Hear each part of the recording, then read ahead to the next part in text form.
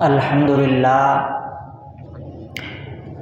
للہ رب العالمین والعاقبۃ للمتقین والصلاة والسلام علی سید الانبیاء والمرسلین وعلی آلہ واصحابہ اجمعین، اما بعد فاعوذ باللہ من الشیطان الرجیم، بسم اللہ الرحمن الرحیم۔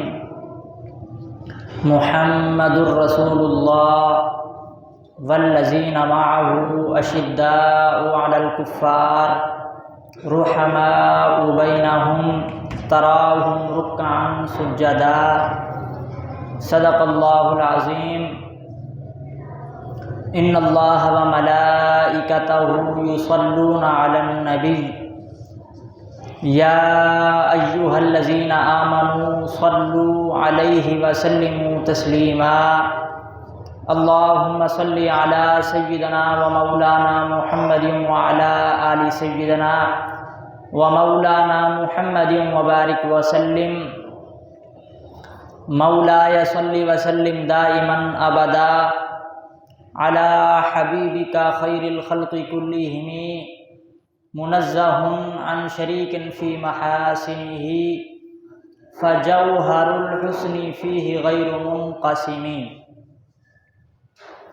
اللہ تبارک و تعالی جل جلالہ و عم نوالہ کی حمد و ثنا اور حضور سرور کونین سید الانبیاء امام الانبیاء احمد مجتبی جناب محمد مصطفیٰ صلی اللہ علیہ وسلم کے دربار گوہر بار میں ہدیہ درود و سلام عرض کرنے کے بعد دعا ہے رب کائنات ہم سب کا یہاں مل بیٹھنا اپنی بارگاہ میں قبول و منظور فرمائے۔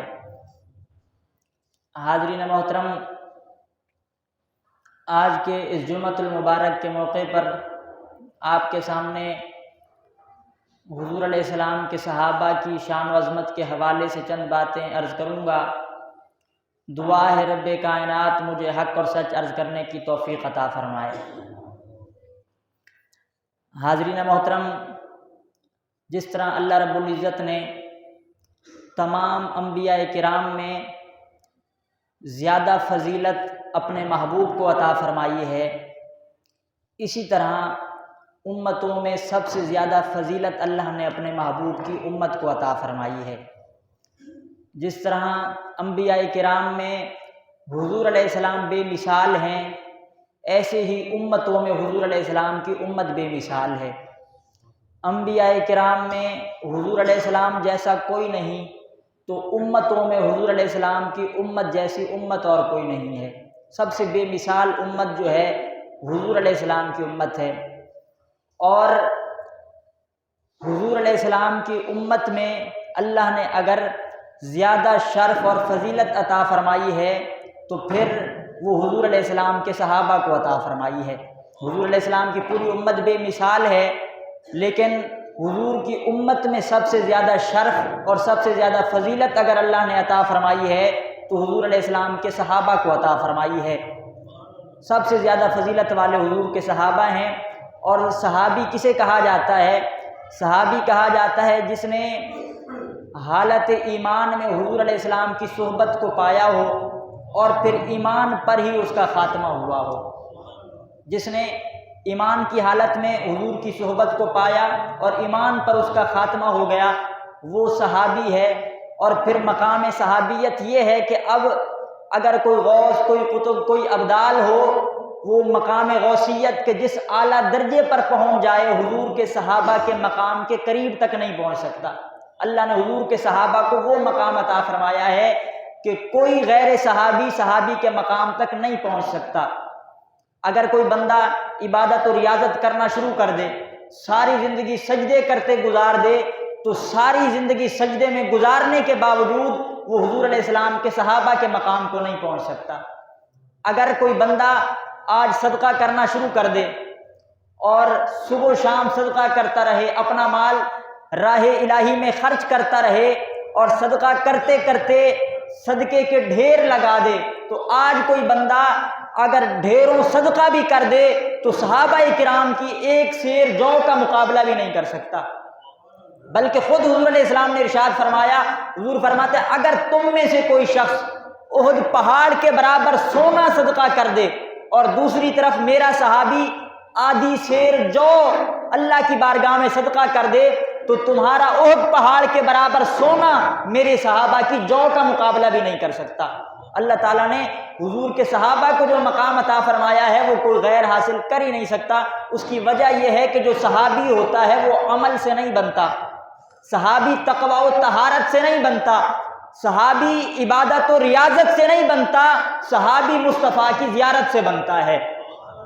یہ شرف صحابیہ کہ حضور کی زیارت سے نصیب ہوتا ہے، لہٰذا جسے اللہ تعالیٰ نے یہ شرف عطا فرما دیا ہے، اب کوئی غیر صحابی جتنا مرضی عبادت و ریاضت کر لے وہ صحابی کے مقام کو نہیں پہنچ سکتا۔ اور صحابہ کرام کی شان و عظمت کیا ہے؟ حضور علیہ السلام ارشاد فرماتے ہیں، حضور فرماتے ہیں کہ میرے صحابہ کی مثال میری امت میں ایسے ہے جیسے کھانے کی مثال نمک میں ہے۔ امت میں صحابہ کی شان و عظمت کو یوں سمجھا جائے، حضور فرماتے ہیں کہ میرے صحابہ کی امت میں مثال وہ ہے جو کھانے میں نمک کی ہوتی ہے۔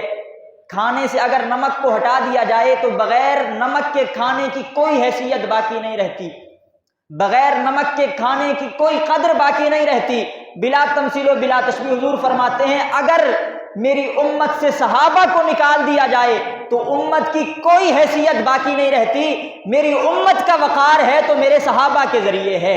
اللہ نے حضور کی امت کو اگر یہ وقار دیا ہے تو یہ حضور کے صحابہ کا صدقہ ہے، حضور کے صحابہ کی وجہ سے ہے۔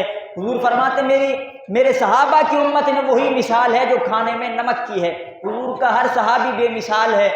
حضور علیہ السلام نے ارشاد فرمایا اصحابی کالنجوم، میرے صحابہ یہ ستاروں کی مانند ہیں، ستاروں کی طرح ہیں۔ بِأَيِّهِمْ اقْتَدَيْتُمْ اهْتَدَيْتُمْ، تم میرے جس صحابی کی اقتداء کر لو گے، جس صحابی کی اتباع میں آ جاؤ گے، تم ہدایت پا جاؤ گے۔ اگر ہدایت چاہتے ہو تو میرے صحابہ کے رستے پر آ جاؤ۔ اسی طرح اللہ تعالیٰ نے قرآن کریم میں حضور کے صحابہ کے بارے میں ارشاد فرمایا، ایک دو صحابہ نہیں بلکہ تمام صحابہ کے بارے میں ارشاد فرمایا کُلًّا وعد اللہ الحسنیٰ، اے محبوب اللہ آپ کے سارے صحابہ سے بھلائی کا وعدہ فرماتا ہے۔ سارے صحابہ کے ساتھ رب نے بھلائی کا وعدہ کیا، حسنہ کا وعدہ کیا۔ مفسرین کرام نے حسنہ کی جب تفسیر فرمائی تو فرمایا حسنہ سے مراد ہے جنت۔ گویا رب فرما رہا ہے محبوب ہم آپ کے تمام صحابہ سے جنت کا وعدہ کرتے ہیں، جسے بھی آپ کی صحابیت نصیب ہو جائے گی اللہ اسے جنت عطا فرمائے گا۔ فرمایا کُلًّا وعد اللہ الحسنیٰ، آپ کے تمام صحابہ سے اللہ بھلائی کا وعدہ فرماتا ہے۔ سارے صحابہ بے مثال ہیں، سارے صحابہ عظمت والے ہیں، لیکن ان تمام صحابہ میں فضیلت کے اعتبار سے مختلف درجے ہیں۔ ہر صحابی بے مثال ہے، ہر صحابی شان و عظمت والا ہے، لیکن فضیلت کے اعتبار سے صحابہ کے درمیان مختلف درجے ہیں۔ اب میں آپ کے سامنے عرض کرنا چاہوں گا، صحابہ کے درجوں کے حوالے سے آپ توجہ سے سماعت کریں گے۔ سارے صحابہ ہی بے مثال ہیں، لیکن درجوں کے اعتبار سے، فضیلت کے اعتبار سے مختلف ہیں۔ فرمایا گیا کہ تمام صحابہ میں اللہ نے اگر فضیلت عطا فرمائی ہے تو اصحاب بدر کو عطا فرمائی ہے۔ جو 313 صحابہ بدر میں شریک ہوئے تھے، سارے صحابہ فضیلت والے ہیں، لیکن تمام صحابہ پر اللہ نے اگر فضیلت عطا فرمائی ہے تو ان صحابہ کو عطا فرمائی ہے جو اصحاب بدر ہیں، جنہوں نے بدر میں شرکت کی تھی۔ کیونکہ غزوہ بدر عشق و محبت کا وہ مارکہ ہے، عشق و محبت کی وہ لازوال داستان ہے کہ جس کی مثال نہیں ملتی۔ کہاں ایک طرف کفار کا ہزاروں کا لشکر ہے اور دوسری طرف 313 صحابہ ہیں، اور ایک طرف کفار کے پاس کھانے پینے کے مختلف ساز و سامان ہیں، دوسری طرف صحابہ کرام کی حالت یہ ہے کہ ایک کھجور ہے جسے چوس کر صبح روزہ رکھتے ہیں تو اسی کو چوس کر شام کو افطار کرتے ہیں۔ ایک طرف کفار ہیں، ان کے پاس جنگ کے لیے ساز و سامان ہیں، تلواریں ہیں، دوسری طرف صحابہ کرام ہیں، تلواریں موجود نہیں ہیں، میرے آقا کھجور کی چھڑی پکڑا دیتے ہیں کہ جاؤ تمہارے لیے یہی تلوار ہے۔ ایک طرف کفار ہیں، دوسری طرف 313 صحابہ ہیں، اور جب حضور علیہ السلام نے مشورہ کیا، فرمایا تم کیا کہتے ہو، لڑنا ہے کہ نہیں لڑنا؟ ان کی تعداد زیادہ ہے، ہماری تعداد کم ہے۔ تو اصحاب بدر کا جذبہ دیکھیں، عرض کرتے ہیں یا رسول اللہ ہم کوئی حضرت موسیٰ کی قوم نہیں کہ جو آسمان سے اترے ہوئے کھانے کھائیں، جو بادلوں کے سائے میں زندگی گزاریں، جب پانی کی طلب ہو اللہ تعالیٰ پتھر سے ان کے لیے چشمے جاری فرما دیں، لیکن جب جنگ کا وقت آئے تو اپنے نبی سے کہیں فَاذْهَبْ أَنْتَ وَرَبُّكَ فَقَاتِلَا إِنَّا هَاهُنَا قَاعِدُونَ، اے موسیٰ آپ جائیں، اپنے رب کو لے جائیں، آپ لڑتے رہیں، ہم جنگ میں شریک نہیں ہو سکتے۔ یا رسول اللہ ہم کوئی موسیٰ کی قوم ہیں جو ڈر کر پیچھے ہٹ جائیں گے؟ یا رسول اللہ آپ کو لڑنے کی ضرورت نہیں، یا رسول اللہ آپ اشارہ فرمائیں، ہم آپ کے اشارے پر جانیں قربان کرنے کو تیار ہیں۔ یہ بدر والوں کا جذبہ تھا، یہ جذبہ تھا کہ جس کی وجہ سے آج اصحاب بدر کو یہ شرف حاصل ہوا کہ تمام صحابہ فضیلت والے ہیں، لیکن تمام صحابہ پر اگر فضیلت حاصل ہے تو اصحاب بدر کو فضیلت حاصل ہے۔ جو اصحاب بدر ہیں یہ سب سے بے مثال ہیں، کیونکہ بدر والوں نے جو عشق و محبت کی لازوال داستان رقم فرمائی ہے وہ کوئی اور نہیں کر سکا۔ یہی وجہ ہے کہ جب علامہ اقبال نے بدر کے حوالے سے لکھا تو کیا لکھا؟ علامہ اقبال کہتا ہے کہ مارکائے وجود میں بدر و حنین بھی ہیں عشق، اگر عشق دیکھنا ہو تو پھر بدر کو دیکھو کہ کچھ سامان نہیں ہے لیکن پھر بھی جنگ کے لیے تیار ہیں۔ علامہ اقبال نے کہا مارکائے وجود میں بدر و حنین بھی ہیں عشق، صدق خلیل بھی ہے عشق، صبر حسین بھی ہے عشق۔ علامہ اقبال نے کہا کہ بدر کا میدان یہ تو عشق و محبت کا میدان تھا کہ صحابہ اکرام نے بغیر ساز و سامان کے حضور علیہ السلام کی آواز پر لبیک کہا، اور اللہ تعالیٰ نے صحابہ کے جذبات کو دیکھتے ہوئے آسمان سے فرشتوں کا نزول فرما دیا ہے۔ تو اصحاب بدر کی فضیلت سب پر زیادہ ہے، اور صرف اس سے زیادہ میں آپ کے سامنے ایک کمال کی بات رکھنا چاہوں گا کہ حضرت جبریل امین حضور کی بارگاہ میں حاضر ہوئے۔ جبریل امین حاضر ہوئے تو حضور علیہ السلام نے فرمایا اے جبریل بتاؤ زیادہ شرف والے کون ہیں؟ تو جبریل کہتے ہیں یا رسول اللہ زیادہ فضیلت آپ کے صحابہ میں اللہ نے انہیں عطا فرمائی ہے جو بدر میں شریک ہوئے۔ اب بدر میں فقط صحابہ تو شریک نہیں ہوئے تھے، بدر میں تو فرشتے بھی شریک ہوئے تھے، فرشتے بھی لڑنے کے لیے آئے تھے۔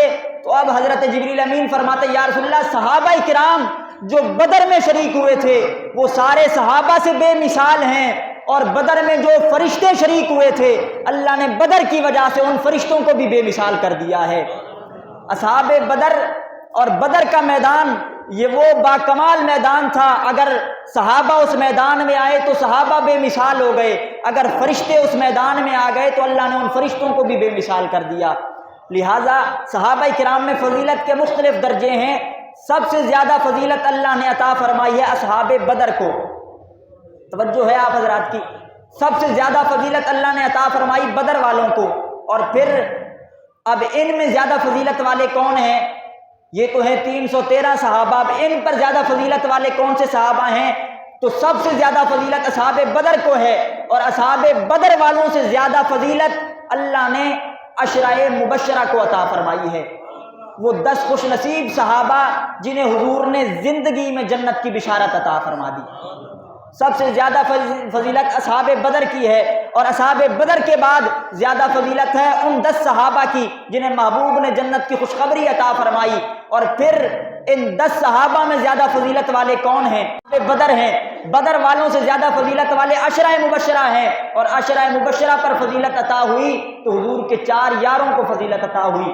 اب میں اس پر ایک حدیث پاک عرض کرنا چاہوں گا، اس حدیث پاک کو سماعت کیجئے گا اور دیکھیے گا کہ حضور کے صحابہ کی شان کیا ہے۔ حضور علیہ السلام ارشاد فرماتے ہیں اللہم اختار اصحابی علی جمیع العالمین سوى النبیین والمرسلین۔ حضور علیہ السلام ارشاد فرماتے ہیں کہ اللہ رب العزت نے انبیاء و مرسلین کے بعد اگر انتخاب فرمایا ہے تو میرے صحابہ کا انتخاب فرمایا ہے۔ حضور فرماتے ہیں ان اللہ اختار اصحابی علی العالمین سوى النبیین والمرسلین، انبیاء و مرسلین کے بعد اگر رب کا انتخاب دیکھنا ہو تو میرے صحابہ کو دیکھو۔ اور پھر حضور فرماتے ہیں واختار من اصحابی اربعتن، اور میرے صحابہ میں اگر رب کا انتخاب دیکھنا ہے تو میرے 4 یاروں کو دیکھو۔ سارے صحابہ بے مثال ہیں، سارے صحابہ رب کا انتخاب ہیں، اگر صحابہ میں کوئی رب کا انتخاب ہے تو وہ حضور کے 4 یار ہیں۔ اب میں یہاں ایک بات عرض کرنا چاہوں گا، حضور نے فرمایا رب کا انتخاب میرے صحابہ ہیں، پھر صحابہ میں رب کا انتخاب میرے 4 یار ہیں۔ میں آپ سے آج یہ سوال آپ کے سامنے رکھنا چاہوں گا کہ اگر آج مجھے اور آپ کو موقع دیا جائے کہ تم انتخاب کرو، تم چنو، تو بتائیں کہ ہم اعلیٰ چنیں گے کہ ادنا چنیں گے؟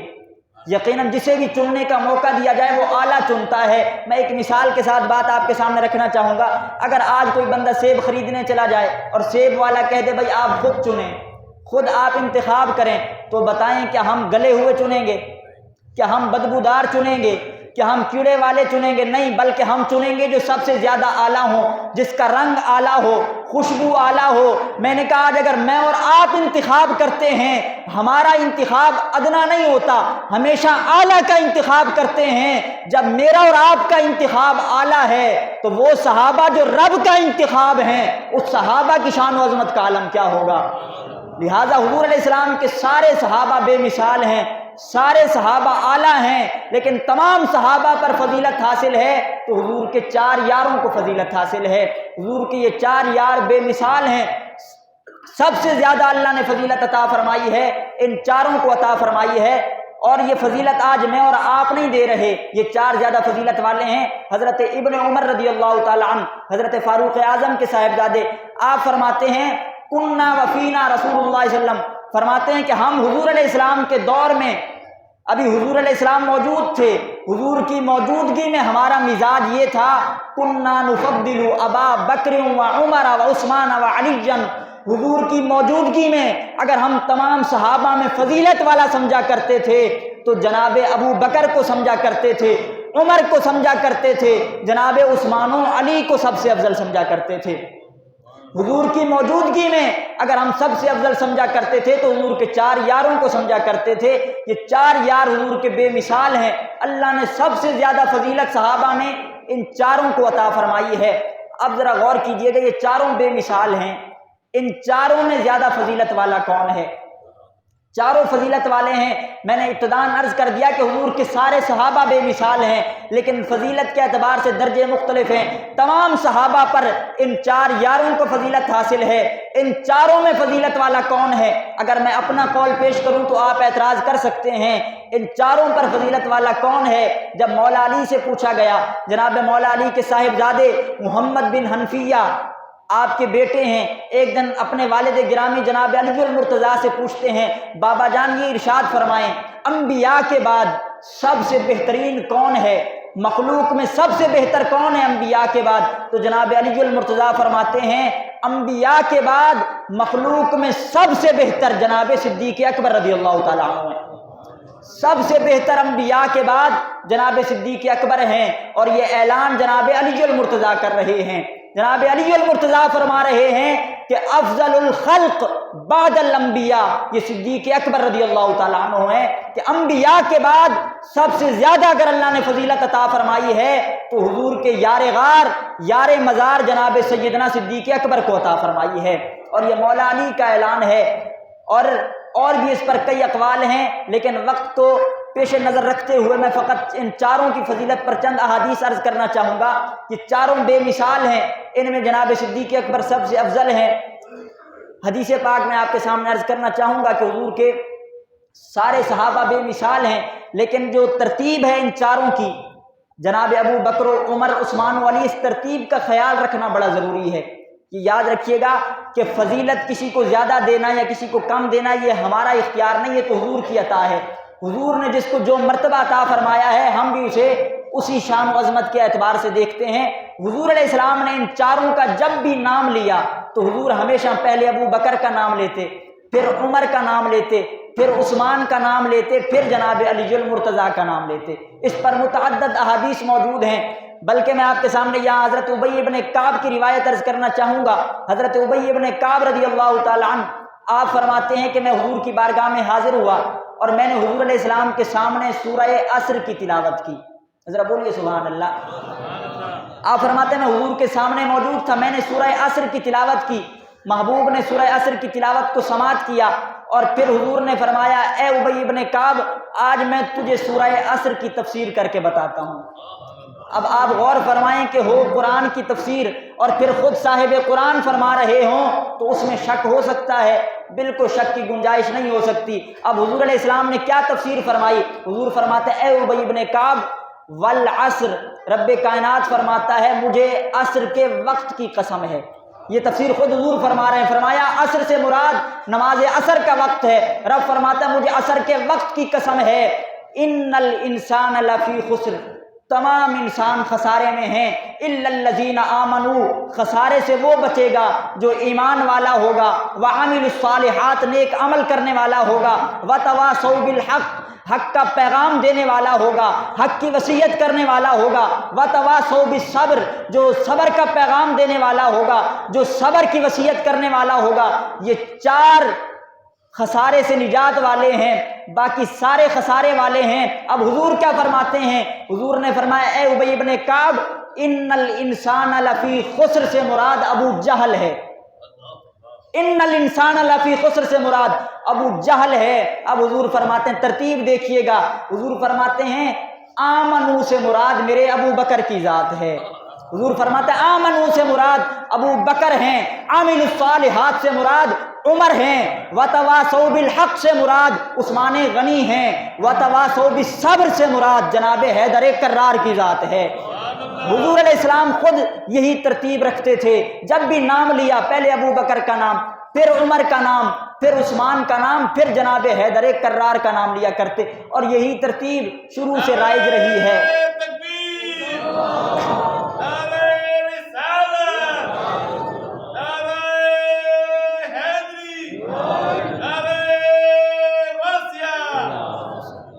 یہی ترتیب روا رہی ہے، ہر دور میں یہی ترتیب چلی آئی ہے۔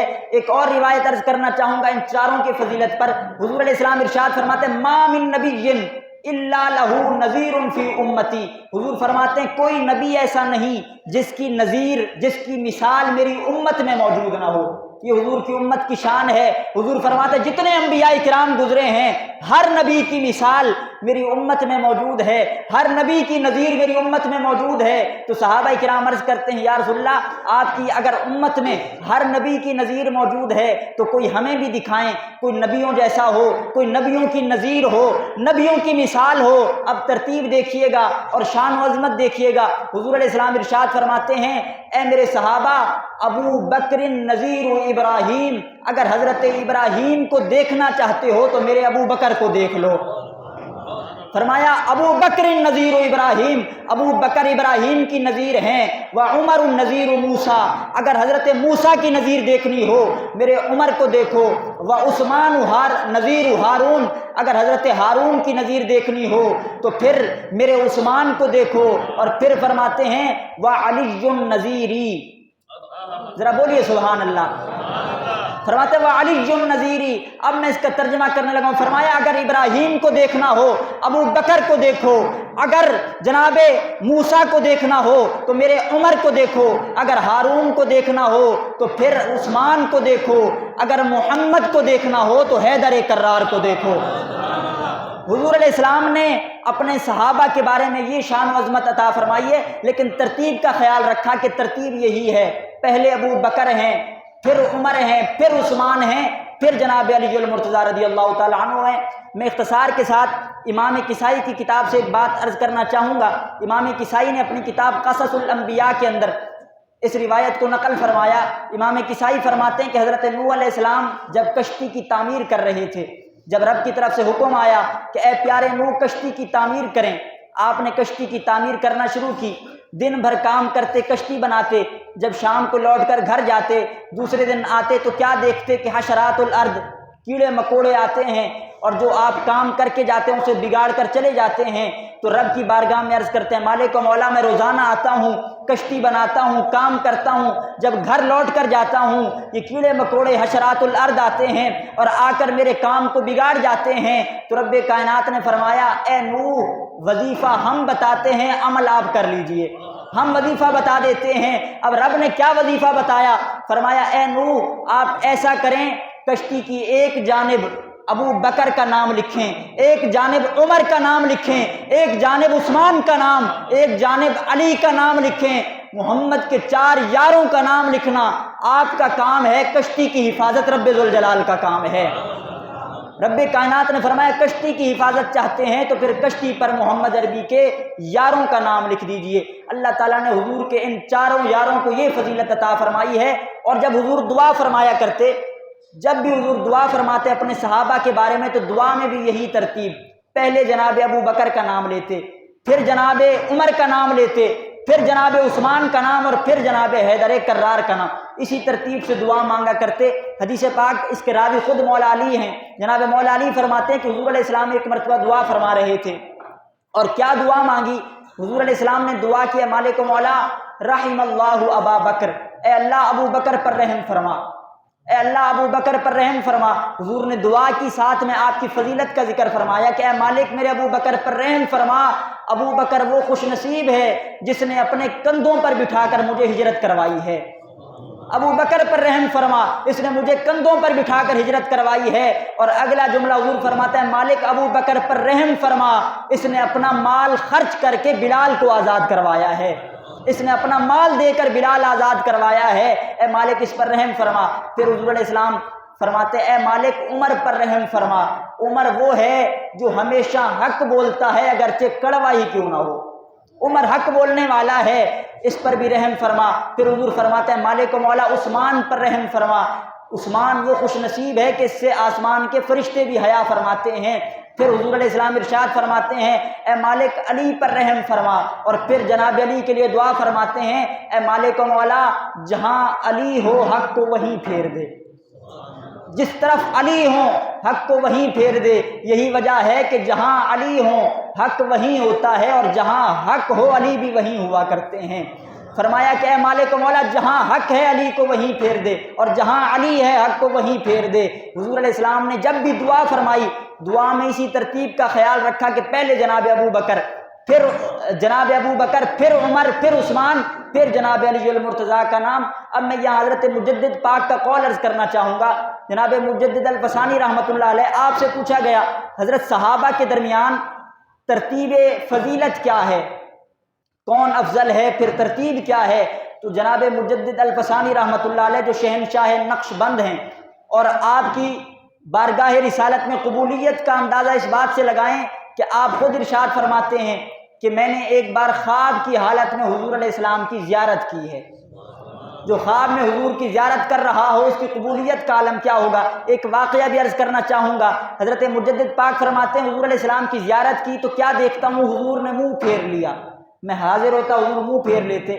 میں نے عرض کیا یا رسول اللہ کہ میں ہمیشہ آپ کی بارگاہ میں اصال ثواب کرتا ہوں، درود و سلام پڑھتا ہوں، تحفے پیش کرتا ہوں، یا رسول اللہ آپ تحفے قبول فرماتے ہیں کہ نہیں فرماتے؟ یا رسول اللہ میں اپنے گھر میں اہتمام کرتا ہوں، آپ پر درود پڑھتا ہوں، اصال ثواب کرتا ہوں، یا رسول اللہ آپ قبول فرماتے ہیں کہ نہیں فرماتے؟ فرماتے کہ حضور علیہ السلام نے، اب یہ جملہ سنیے گا، حضور فرماتے اے احمد سرہندی ہم وہ تحفہ قبول ہی نہیں کرتے جو حجرہ عائشہ سے ہو کر نہ آئے۔ فرمایا ہم وہ تحفہ قبول ہی نہیں کرتے جو حجرہ عائشہ سے ہو کر نہ آئے۔ میں نے عرض کیا رسول اللہ کیا مقصد ہے؟ حضور نے فرمایا تم ہمارے لیے دعا کرتے ہو، ہمیں اصال کرتے ہو، لیکن اگر قبولیت چاہتے ہو تو ہمیں اصال کرنے سے پہلے جناب سیدہ عائشہ کو اصال ثواب کیا کرو، پہلے جناب سیدہ کی بارگاہ میں حاضری پیش کیا کرو، کیونکہ جو تحفہ جناب سیدہ کی بارگاہ سے ہو کر آئے ہم کبھی رد نہیں فرماتے۔ اور حضور کی زندگی کا معمول یہ تھا کہ صحابہ کرام جب حضور کو تحفہ دینا چاہتے کہ آج تحفہ حضور قبول کر لیں تو تحفہ اس وقت پیش کیا کرتے تھے جب حضور جناب سیدہ عائشہ کے حجرے میں ہوا کرتے، تب تحفہ قبول کیا کرتے۔ حضرت مجدد پاک نے پیغام دے دیا ہے جو جناب سیدہ عائشہ کے منکر ہیں، جو جناب سیدہ کی مخالفت کرنے والے ہیں، وہ کبھی بارگاہ رسالت میں مقبول نہیں ہو سکتے۔ مقبول وہ ہوں گے جو حضور کی ساری نسبتوں کا احترام کرنے والے ہوں گے۔ حضرت مجدد الفسانی سے پوچھا گیا حضرت آپ ارشاد فرمائیں صحابہ کے درمیان ترتیب فضیلت کیا ہے؟ تو آپ فرماتے ہیں حضرات خلفائے اربع، افضلیت حضرات خلفائے اربع بترتیب خلافت عیشا است، جو اللہ نے خلفائے اربع کو ترتیب خلافت عطا فرمائی ہے وہی ان کی ترتیب فضیلت ہے۔ جو ترتیب خلافت ہے وہی ترتیب فضیلت ہے۔ خلافت میں ابو بکر پہلے ہیں تو فضیلت میں بھی اللہ نے ابو بکر کو پہلا نمبر عطا فرمایا ہے۔ جو فضیلت کی ترتیب ہے وہی آپ کی خلافت کی ترتیب ہے۔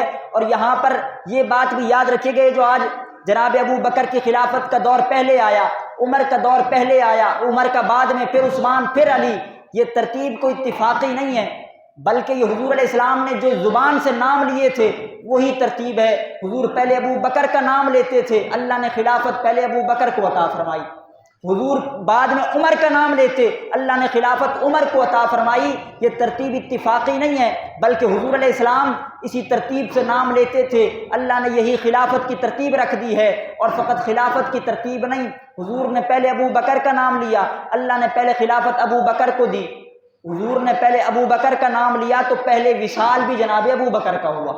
حضور علیہ السلام نے جس ترتیب سے نام لیے، خلافت کی ترتیب بھی وہی ہے، ان کے وصال کی ترتیب بھی وہی ہے۔ اور حضور نے یہ اشارے پہلے فرما دیے۔ آخری روایت عرض کر کے بات ختم کروں گا، کتاب الفتن کے اندر موجود ہے، بڑی ایمان افروز روایت ہے، ایک بار آپ کہہ دیجئے سبحان اللہ۔ کتاب الفتن میں موجود ہے، حضور علیہ السلام نے ایک شخص سے اونٹ کا سودا کیا، اونٹ خریدا۔ اب وہ حضور علیہ السلام کی بارگاہ میں حاضر ہوا، اونٹ حضور علیہ السلام کی بارگاہ میں پیش کیا۔ حضور علیہ السلام سے عرض کرتا ہے، یا رسول اللہ آپ پیسے بھی عنایت فرمائیں۔ تو حضور علیہ السلام نے فرمایا کہ بعد میں آنا اور لے کر چلے جانا، بعد میں آ کر لے جانا۔ اب وہ شخص چلا گیا، رستے میں ملاقات حضرت مولا علی سے ہوئی، تو جناب مولا علی فرماتے ہیں کہ کیا ماجرا ہے؟ اس نے کہا میرا محبوب سے سودا ہوا تھا، حضور نے فرمایا ہے کہ بعد میں آ کر پیسے لے جانا۔ تو جناب علی المرتضیٰ فرماتے ہیں جاؤ حضور کی بارگاہ میں اور جا کر حضور سے کہو یا رسول اللہ اگر آپ نہ ہوں تو میرے پیسے کون دے گا؟ اگر آپ نہ ہوں تو پیسے کون دے گا؟ حضور علیہ السلام کی بارگاہ میں حاضر ہوا، اس نے سوال کیا، حضور نے فرمایا اگر میں نہ ہوں تو پیسے میرے ابو بکر سے آ کر لے جانا۔ پہلے حضور نے ابو بکر کا نام لیا۔ اب وہ شخص جانے لگا، پھر جناب مولا علی رستے میں کھڑے ہیں، پوچھا کیا جواب ملا؟ کہا جی حضور نے فرمایا ابو بکر سے آ کر لے جانا۔ اب مولا علی فرماتے ہیں جاؤ دوبارہ بارگاہ رسالت میں اور جا کر عرض کرو یا رسول اللہ اگر آپ نہ ہوں تو ابو بکر سے لینے ہیں، اگر ابو بکر نہ ہوں تو میرے پیسے کون دے گا؟ اگر ابو بکر نہیں ہے تو پیسے کون دے گا؟ حضور علیہ السلام کی بارگاہ میں حاضر ہوا، حضور نے فرمایا میں نہ ہوں تو ابو بکر دے گا، اگر ابو بکر نہ ہوں تو پیسے عمر سے آ کر لے جانا، پھر عمر سے آ کر پیسے لے جانا۔ اب وہ بندہ جاتا ہے، پھر سے مولا علی رستے میں ہے، فرماتے ہیں جاؤ حضور سے جا کر پوچھو یا رسول اللہ آپ نہ ہوں تو ابو بکر دے گا، ابو بکر نہ ہو تو عمر دے گا، اگر عمر نہ ہوں تو پھر پیسے کون دے گا؟ یا رسول اللہ پھر پیسے کون دے گا؟ اب حضور کی بارگاہ میں حاضر ہوا، حضور علیہ السلام نے فرمایا اگر میں نہ ہوں ابو بکر نہ ہو تو عمر نہ ہو تو عثمان سے آ کر پیسے لے جانا۔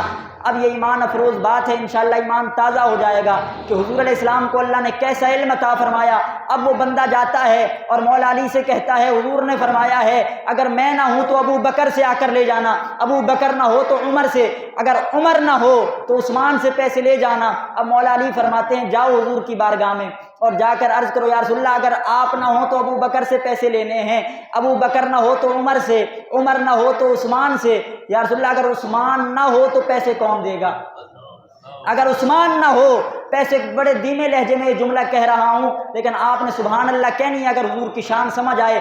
اب وہ حاضر ہوا یا رسول اللہ اگر آپ نہ ہو تو ابو بکر نہ ہو تو عمر نہ ہو تو عثمان، یا رسول اللہ اگر آپ میں سے کوئی نہ ہوا میرے پیسے کون دے گا؟ حضور نے فرمایا اگر میں نہ ہوں تو ابو بکر کے پاس آنا، ابو بکر نہ ہو تو عمر کے پاس، عمر نہ ہو تو عثمان کے بعد، اگر عثمان نہ ہو پیسے اس سے جا کر لینا جو بار بار تمہیں ہمارے پاس بھیج رہا ہے، پھر پیسے اس سے جا کر لینا جو بار بار تمہیں ہماری بارگاہ میں بھیج رہا ہے۔ تو حضور علیہ السلام نے پہلے فرما دیا تھا میرے بعد خلافت ابو بکر کی ہوگی، پھر عمر کی ہوگی، پھر عثمان کی ہوگی، پھر جناب علی المرتضیٰ کی ہوگی۔ حضور کے سارے صحابہ بے مثال ہیں لیکن سارے صحابہ میں یہ 4 بے مثال ہیں، اور ان چاروں میں سب سے افضل جناب صدیق اکبر، پھر عمر، پھر عثمان، پھر علی ہیں۔ دعا ہے رب کائنات ہمیں سمجھنے کی توفیق عطا فرمائے۔